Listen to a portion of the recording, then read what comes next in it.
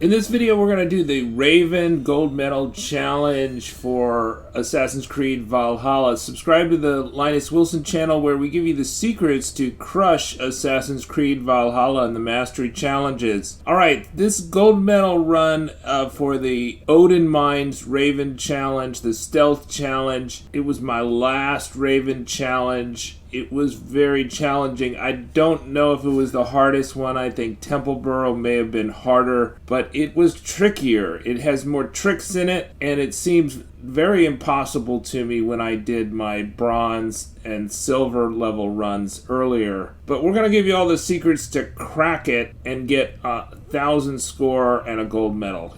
Okay, so we are in the Odin Mines Raven Challenge. This is all about air assassinations. You want to use your Thorn of Slumber strategically so that it either avoids detection or makes air assassinations easier. This first section we're going to use the Thorn of Slumber to make one air assassination possible. But the first one is an easy air assassination. The only thing we need to do is avoid detection by this second guard. So the second guard is turned around. Now we can go after the first guard.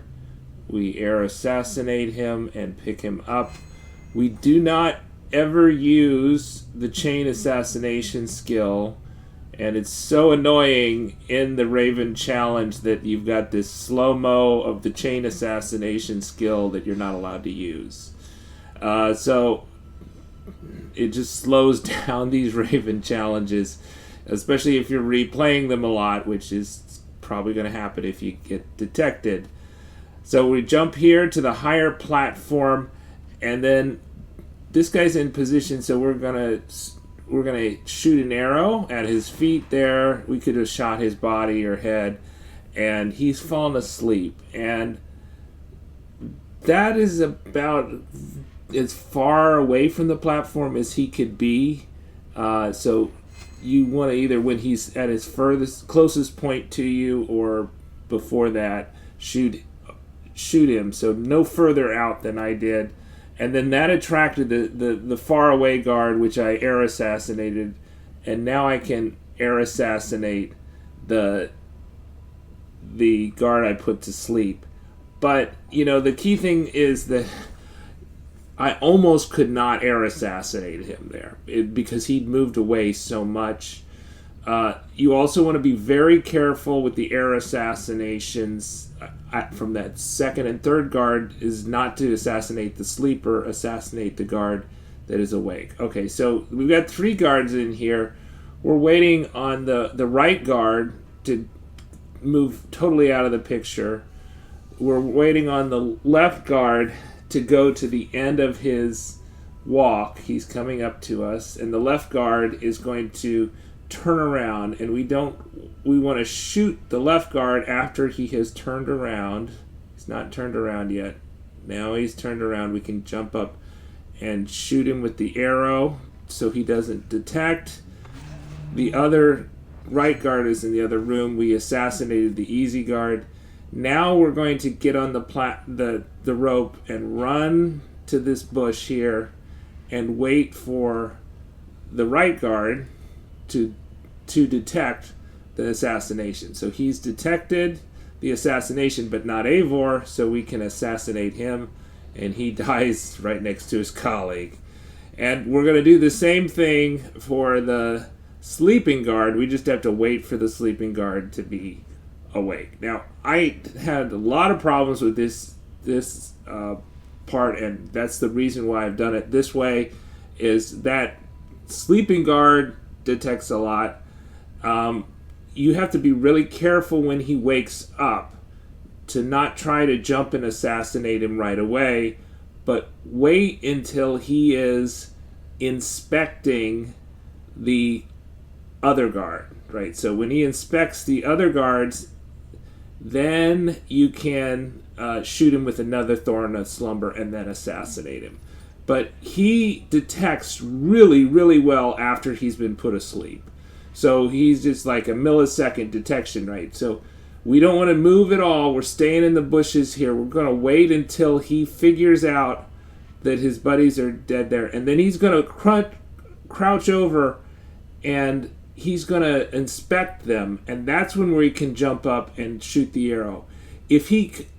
I've actually gone behind him and waited for him to stop inspecting, because you can't assassinate while he's inspecting. That's kind of a glitch of the game, that while they're hunched over, you can't assassinate. But as soon as he jumps up, he'll detect. So he's got eyes in the back of his head. But if you put him to sleep twice, then he won't detect. So you got to put him to sleep when his back is turned, wait for him to get up, and then inspect, then put him to sleep again, and then you can assassinate him while he's asleep. So we're going to this third area here, and the key thing with the third area is that you want to track the movements of the two closest guys and make sure they're not going to turn around on you. So once you assassinate the first guy, that should attract the second guy. You potentially could whistle at him, but then again, you probably won't need to. He probably will detect, and you also could possibly assassinate him for the rope. But here, just like the last one, they're all piled up in the same place. They inspect the assassination, and then they get assassinated. Okay, so, and I didn't leave the bushes to do that, right? I just hit the assassinate button while in the bushes there. All right, so we want to do this jump here. This third guy in this area is really never detects. He's always got his back turned. You just need to jump on the railing here, and then you'll get the assassination button, and you can do the air assassination. Okay, so that's cool. You're done with this third area. But I'm going to put him in the bushes because the next two guys can get aggroed pretty easily. And so we don't want them to ever see him. So that's why I put him in the bushes.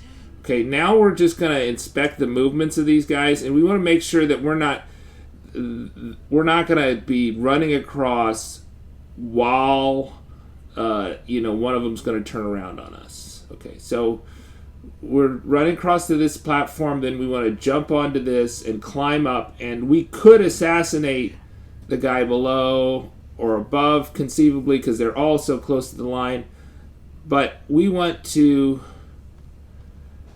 assassinate while we're sure that guy in front of me is going to be turned around for a long time, and so it's important to understand his movements when he's going to be walking forward and not turning around and when not. And then we go back all the way back to where we started for the platform, and then we can assassinate that guy from the rope. But the key thing is just not getting detected there when you assassinate the closer guy versus the farther guy. So I think that was our assassination number 10. We're going for assassination number 11 of 13, and we just want to make sure we run across while he has his back turned, and then jump up onto the... We're also waiting for him to have his back turned. We don't want to be jumping around while he's doing that.